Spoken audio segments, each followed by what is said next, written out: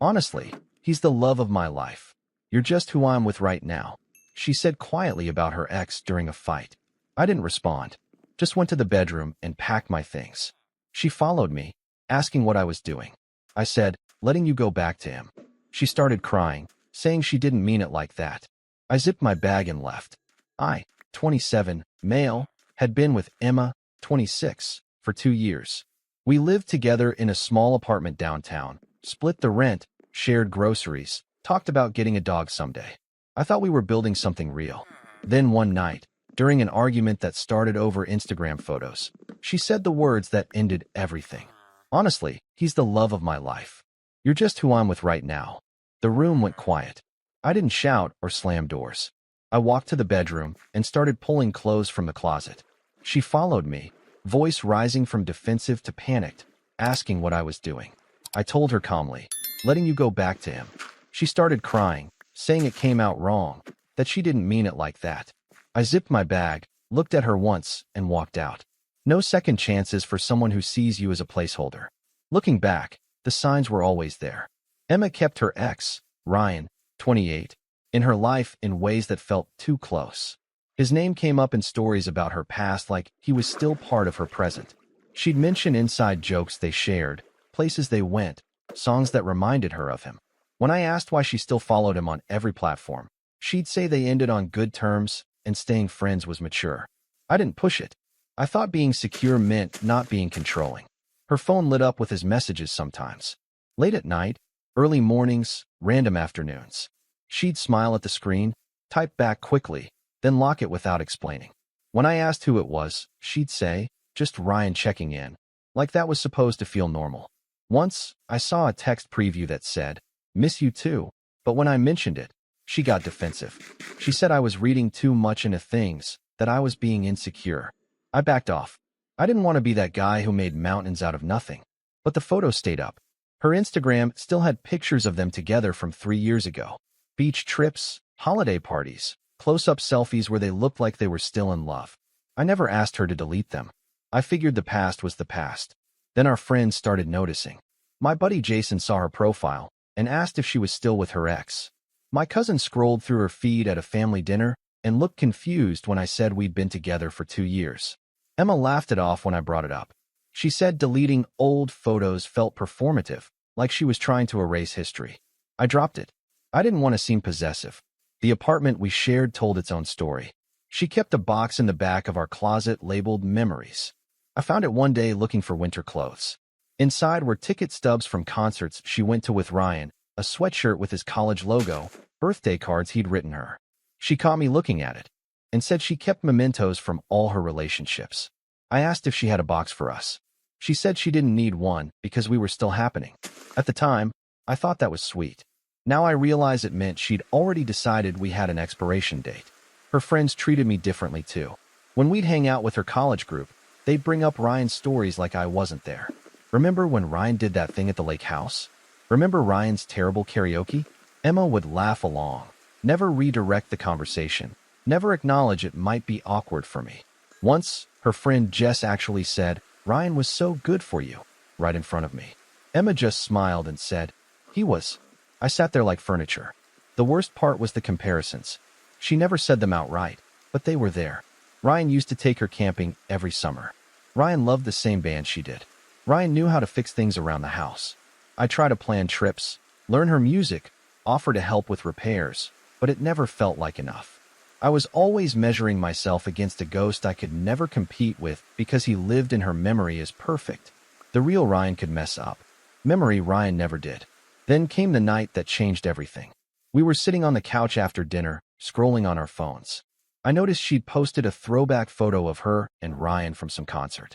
The caption read, "Best night ever." I felt something tighten in my chest, but I kept my tone light. I asked, why post that now? She shrugged, said it came up in her memories. I said it felt weird to me, posting old couple photos while we were together. That's when her mood shifted. She said I was being ridiculous, that I was trying to control what she shared. I said I wasn't trying to control anything. I just wanted to understand why her ex still felt so present in her life. The argument escalated. She said I was jealous and insecure. I said I wasn't jealous. I just wanted to feel like I mattered. She snapped back that I did matter, but that didn't mean she had to erase Ryan from her past. I said it wasn't about erasing him. It was about making space for us. She stood up, voice rising, said I was making a big deal out of nothing. I asked if she still had feelings for him. She hesitated. That hesitation told me everything. Then she said the words that ended us. Honestly, he's the love of my life, she said, voice sharp and frustrated. You're just who I'm with right now. The words landed like a slap. I stared at her, waiting for her to take them back, to say she didn't mean it. She looked away, arms crossed, like she'd just stated a fact she'd been holding in too long. The silence stretched between us. My chest felt tight. My hands went cold. I didn't yell or argue. I just stood up from the couch and walked toward the bedroom. She called after me. What are you doing? I didn't answer.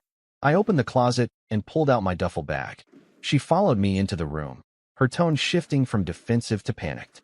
What are you doing? She repeated, louder this time. I started pulling shirts off hangers, folding them quickly, stacking them in the bag. She stood in the doorway watching me, her face pale. Are you seriously leaving right now? She asked. I said yes. She stepped closer, voice cracking. Over one thing I said in the heat of the moment. I stopped packing for a second, looked at her directly, and said, You don't say something like that in the heat of the moment. You say it because it's true. Her eyes filled with tears. She said it came out wrong, that she didn't mean it the way it sounded. I asked her what she meant then. She stumbled over her words, said she was just frustrated, that I was pushing her about Ryan, and she lashed out. I zipped the bag halfway, grabbed my phone charger from the nightstand, and said, You told me the truth. I'm just choosing to believe you. She started crying harder, reaching for my arm. I stepped back. She said, Please don't do this. We can talk about it. I love you. I shook my head. No, you don't. You're with me. That's not the same thing. I finished packing, grabbed my laptop, my wallet, my keys. She blocked the bedroom door, pleading now, saying she'd delete the photos, cut Ryan off, do whatever I needed. I told her I didn't want her to do anything. I wanted her to be honest, and she finally was. I moved past her gently, walked to the front door, and put my shoes on. She followed me the whole way, sobbing, saying she made a mistake, that she didn't mean it. I opened the door, looked at her one last time, and said, I hope you find what you're looking for. Then I left. The drive to Jason's place was a blur. I kept replaying the moment in my head. The way she said it so easily, like it was obvious. Like I should have known I was temporary. Like I'd been auditioning for a role someone else already had. My phone started buzzing before I even got to Jason's. Text after text from Emma. I glanced at the screen at a red light. Please come back. I'm sorry. I didn't mean it. We can fix this. I put the phone face down and kept driving. Jason opened the door, took one look at my face, and said, What happened? I told him everything. He didn't say much at first, just helped me bring my stuff inside, made space on the couch, handed me a beer. Then he said, You did the right thing, man. No one should be someone's backup plan. I nodded.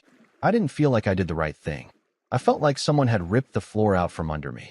But I knew staying would have been worse. Staying would have meant accepting that I'd always be second best. Update 1. I stayed at Jason's place that night. Crashed on his couch, didn't sleep much. My phone buzzed nonstop. Emma sent 15 texts before midnight. Apologies, explanations, promises to change. I panicked when you started packing. The words came out wrong. I love you. I don't want to lose you. Please just come home so we can talk. I read the first few, then muted the conversation. Jason asked what happened. I told him. He said, Good for you, man. You deserve better than being someone's consolation prize. The next morning, the texts kept coming. She called 6 times before 9 a.m. I didn't pick up. She left voicemails. In the first one, she was crying so hard I could barely understand her. I've been thinking about it all night. I realized how badly I messed up. Ryan is just part of my past. You're my future. Please believe me. I deleted it halfway through. If I was her future, she wouldn't have needed to think about it all night. She would have known. By day 3, mutual friends started reaching out. Emma had told them we broke up, said it was over a misunderstanding. My friend Kayla called and asked what happened. I told her the truth, word for word. Kayla went quiet for a second, then said, She actually said that? I said yes. Kayla sighed. She said Emma had been talking about Ryan a lot lately, even at girls' nights. She'd mentioned things he used to do, compare me to him sometimes. Kayla thought it was just nostalgia. Now she wasn't sure. More friends called. Some took Emma's side at first, said relationships go through rough patches, that I should hear her out. I told them exactly what she said. Most went quiet. A few said I did the right thing. Emma's best friend, Jess, called me directly. She said Emma was a mess, barely eating, crying constantly. She asked if I'd consider meeting Emma to talk it through. I said no. Jess pushed back, said people say things they don't mean when they're angry. I said, she meant it. And I'm not interested in being someone's consolation prize. Emma changed tactics. She started posting cryptic Instagram stories. Quotes about mistakes and second chances. Photos of our apartment with captions like, empty spaces, full of regret. She posted a picture of the couch, where we had the argument with the caption, I'd take it all back if I could. I didn't respond. I didn't like or comment. I unfollowed her account. Jason said she was trying to bait me into reaching out. I told him it wouldn't work. Then she showed up at my work. I was leaving the office around 6 p.m. when I saw her standing by my car. She looked like she hadn't slept in days. Eyes red, hair pulled back, wearing the sweatshirt I'd given her for Christmas. She said, please, just 5 minutes. I said no. She stepped closer. I need you to understand. I was angry. I said something horrible. But it's not true. You're not just who I'm with. You're everything to me. I unlocked my car. She grabbed my arm. Don't you still love me? I looked at her and said, I loved who I thought you were, not who you showed me you are. I got in the car and drove away. She stood there watching me leave. Update 2. A week after I moved out, Emma posted a photo of her and Ryan. They were at some coffee shop downtown, smiling, sitting close. The caption read, reconnecting with old friends. My phone blew up within minutes. Friends sent me screenshots, asking if I'd seen it. I had. I didn't say anything publicly, but I saved the screenshot. Timestamp showed it was posted 6 days after I left. So much for me being her future. Kayla commented on the post. Interesting timing. Emma deleted the comment within minutes, then deleted the whole post an hour later. But people had already seen it. Screenshots were circulating in group chats. Mutual friends started asking Emma directly what was going on. She said she was just meeting up with an old friend, that it wasn't what it looked like. But the damage was done. People started connecting the dots. If she was meeting Ryan less than a week after I left, and she'd called Ryan the love of her life during our fight, the timeline made perfect sense. Ryan posted his own photo the next day. Same coffee shop, same table, same smile. His caption, good to catch up with someone who gets me. Emma liked it immediately. Then she unliked it 10 minutes later. Then she commented a heart emoji. Then she deleted the comment 5 minutes after that. I watched it all happen in real time through friends' screenshots. Jason said, she's spiraling. I said, not my problem anymore. Emma's texts changed tone. She stopped apologizing and started accusing. You gave up too easily. You didn't fight for us. Real love means working through hard conversations, not running away the second things get difficult. I finally replied. One message. You told me you were settling for me. I chose not to let you. She responded instantly, paragraphs of backtracking. That's not what I said. You're twisting my words. I was frustrated and said something stupid. You're using it as an excuse to leave because you were looking for a reason anyway. I muted the conversation again. Then her mom called me. I almost didn't pick up, but I liked her mom. She'd always been kind to me, treated me like family. She said Emma told her what happened, that she was devastated, barely functioning. I said I appreciated the call, but I wasn't changing my mind. Her mom went quiet for a moment, then said, I understand. If someone said that to my daughter, I'd tell her to leave too. That surprised me. She continued. Emma's always compared her relationships to what she had with Ryan. It's not healthy. She needs to figure out why she does that before she's ready for something real. I thanked her for being honest. She said, you deserve someone who knows you're the love of their life, not just who they're with. A few days later, Jess sent me a long message.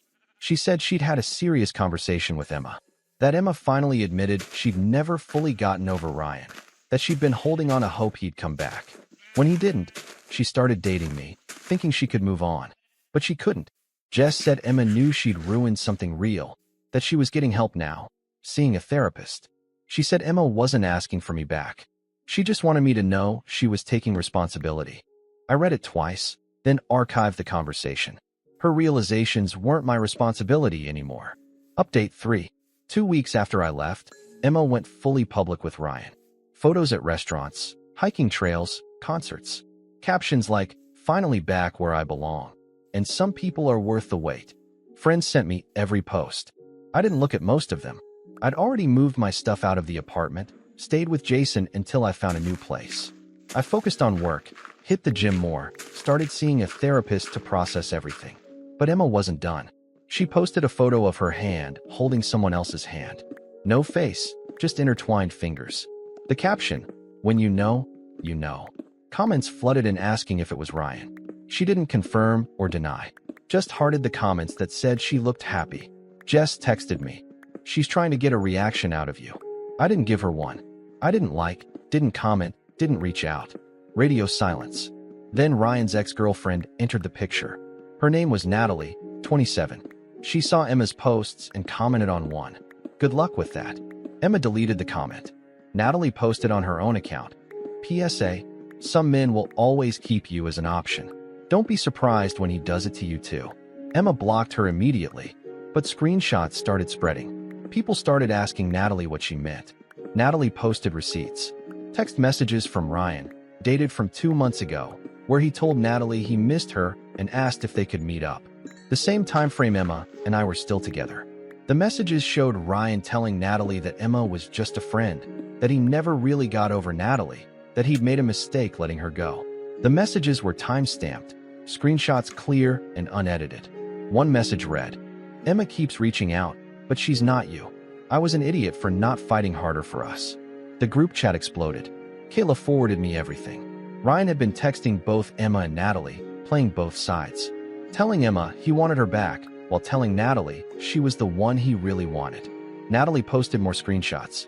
Ryan telling her Emma was desperate, that she'd been chasing him for years, that he was just being nice by staying in touch. Emma saw the posts. She went completely silent on social media for 3 days. No posts, no stories, no activity. When she came back, all the photos with Ryan were gone. Every single one. She posted a vague story. Lesson learned. Don't go backwards. I almost laughed. Almost. Then she posted another story an hour later. Sometimes the person you think is your soulmate is just the person who teaches you what you don't deserve. The irony wasn't lost on me. Emma texted me that night. You were right. I'm sorry. I didn't respond. She texted again an hour later. Ryan was using me. I should have seen it. I should have appreciated what I had with you. Still didn't respond. She called. I sent it to voicemail. She left a message. I know I don't deserve your forgiveness, but I need you to know you were right about everything. I was holding on to something that was never real. You were the real thing, and I ruined it. I deleted the voicemail without finishing it. Her realizations weren't my burden to carry anymore. Friends started telling me Emma was asking about me constantly, where I was living, if I was seeing anyone, if I ever mentioned her. Kayla said Emma broke down crying at brunch, said she threw away the best relationship she ever had for someone who never really wanted her. I didn't feel vindicated. I didn't feel satisfied. I just felt tired. Tired of being part of her drama. Tired of being the one she realized too late was worth keeping. Emma's social media went dark after Ryan moved on. No posts, no stories, nothing. Friends said she deactivated all her accounts. Jess told Kayla that Emma quit her job, moved back in with her parents, stopped going out. She was barely functioning. Ryan, meanwhile, moved on fast. He posted photos with a new girl a week after the Natalie drama. Blonde, younger, worked in marketing. His caption, new adventures. Emma saw it before she deactivated. Jess said she cried for hours. Mutual friends started distancing themselves from Emma, not out of cruelty, but because her spiral was exhausting. She'd call them late at night, rehashing the same regrets, asking if they thought I'd ever talk to her again. Most told her to move on. A few stopped answering her calls altogether. The drama had worn everyone down. Emma became the friend people felt sorry for but didn't want to deal with. Kayla ran into Emma at the grocery store a month after everything imploded. She said Emma looked terrible, lost weight, pale, dark circles under her eyes. Emma asked about me immediately. Kayla told her I was doing fine, that I'd moved into my own place, that I seemed good. Emma started crying right there in the cereal aisle. She said, I ruined my life chasing someone who never wanted me while the person who actually loved me was right there. Kayla didn't know what to say. She just told Emma to take care of herself and left. Her mom called me one more time about 6 weeks after I left. She said Emma was seeing a therapist twice a week, working through why she sabotaged the relationship. The therapist helped her realize she'd been using me as a safety net while holding out hope Ryan would come back. She'd convinced herself Ryan was her soulmate because their relationship ended before it could fall apart. In her mind, he stayed perfect because they never had to deal with real life together. I was real life. Bills, routines, compromise. Ryan was fantasy. Her mom said Emma finally understood what she'd lost. That I'd been patient, kind, present. That I'd built a life with her while she was building a shrine to someone who didn't exist anymore. Her mom said, "She knows she lost something real. I just wanted you to know she's taking responsibility now. Not because she thinks it'll get you back, but because she needs to face what she did." I thanked her for the update. I told her I hoped Emma found peace. But I didn't ask how she was doing beyond that. It wasn't my place anymore. Emma sent one final text 6 weeks after I walked out. No apology, no excuse. Just, "I hope you find someone who never makes you feel like second best. You deserved better than me." I read it, sat with it for a moment, then archived the conversation. I didn't respond. Some people don't deserve closure from you. They just have to live with the choices they made. Emma had chosen Ryan over reality. Now she had neither. 3 months after I left, I ran into Emma at a coffee shop downtown. I was there with a woman I'd been seeing, someone I met through a friend at work. Her name was Claire, 28, and she made me laugh in ways I'd forgotten I could. She was a graphic designer, loved hiking, had this way of making everything feel easy. No games, no comparisons, no emotional landmines. Just genuine connection. We were waiting in line when I saw Emma sitting alone by the window. She had her laptop open, staring at the screen like she was trying to disappear into it. She looked up, saw me, and her face went completely pale. I nodded once, politely, the way you acknowledge a stranger. Then I turned back to Claire, who was telling me about some ridiculous client meeting. Emma stared for a few more seconds, then looked back down at her laptop. Her hands were shaking. Claire noticed the tension. She leaned close and whispered, "X." I said yes. She squeezed my hand and said, "You okay?" I was. I realized in that moment I didn't feel anger or sadness or even awkwardness. I just felt free. Free from being someone's backup. Free from wondering if I was enough. Free from competing with a memory. We got our coffee and left. I didn't look back at Emma. Not once. Claire asked later if seeing her bothered me. I told her honestly it didn't. I said Emma taught me something important. That I'd rather be alone than be someone's second choice. That I deserved to be with someone who didn't need to lose me to realize my value. Claire smiled and said, "I already know your value. That's why I'm here." That was the moment I knew I'd moved on completely. Not just from Emma, but from the version of myself that would have accepted being treated that way. Emma never texted again after that day. I heard through Kayla a few months later that she'd started dating someone new. Not Ryan, not anyone from her past. Someone she met through work. I hoped she learned her lesson. I hoped she treated him better than she treated me. But more than anything, I hoped she figured out that love isn't about holding on to what you lost.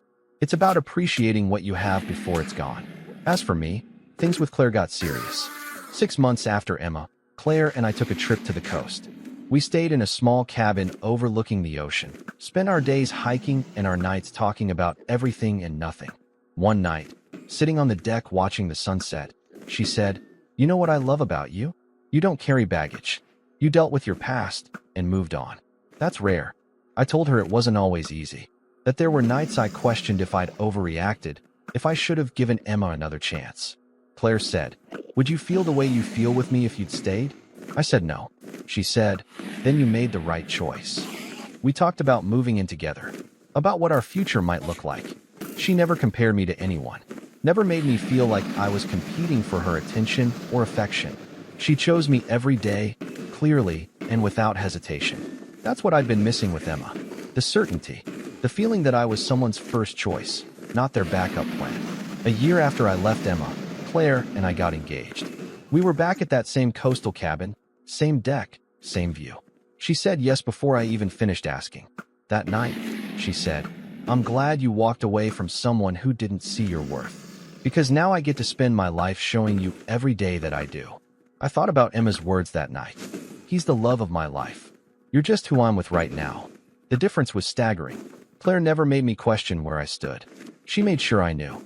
Emma's mom sent me a congratulations message when she saw the engagement announcement through mutual friends. She said Emma was doing better, that she was genuinely happy for me, that she'd finally accepted responsibility for what she'd done. I appreciated the message. I wrote back thanking her and wishing Emma well. And I meant it. I didn't carry anger anymore. I carried gratitude. Gratitude that Emma showed me who she was before I wasted more years. Gratitude that I respected myself enough to walk away. Gratitude that her rejection led me to someone who actually wanted me. Some people come into your life to teach you what you won't accept. Emma taught me I won't accept being a placeholder. She taught me that when someone shows you who you are to them, believe them the first time. And she taught me that walking away isn't giving up. Sometimes it's the only way to give yourself the life you deserve. I walked away from someone who saw me as temporary, and I found someone who sees me as permanent. That's not luck.